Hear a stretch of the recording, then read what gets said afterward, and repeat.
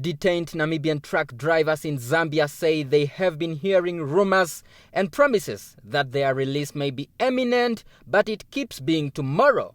NBC News spoke by phone to Walter Hoseb, a driver in the employment of a local truck owner, Ben Malan. Hoseb insists that none of the 70 truck drivers have been released.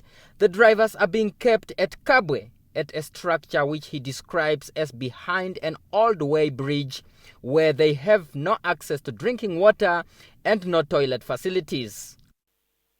The living conditions here in Zambia is very bad for us as foreigners here, because we don't have a place where we can go to ask for help or somebody to go and ask for help. There is none of the Namibian trucks or it's released from here, nothing. What we want to ask from our government is, the Namibian government, is please to come to our aid and just to ask this government here in Zambia why they are still keeping us here. He says, in fact, since about 2 days ago, their conditions have become worse. Hoseb says a lieutenant at the checkpoint says the guards are all waiting for orders from above. Namibian truck owners are now saying, given the empty promises, they are left with no choice but to retaliate. Jacques Steenkamp, speaking on behalf of truck owners, says that despite government efforts to intervene and several promises by the Zambian government to release the impounded trucks, the Zambian government has not acted on their promise.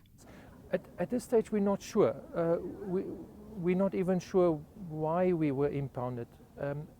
If you take that our documents has legally been stamped as in-transit cargo through Zambia, the Zambian government totally breached the contract that was signed, the bilateral contract that was signed between heads of states in 2010.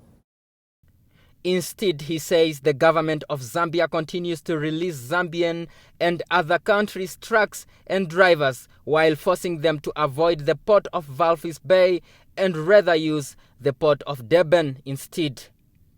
Representatives of affected truckers and logistic companies in Namibia say they have now run out of patience.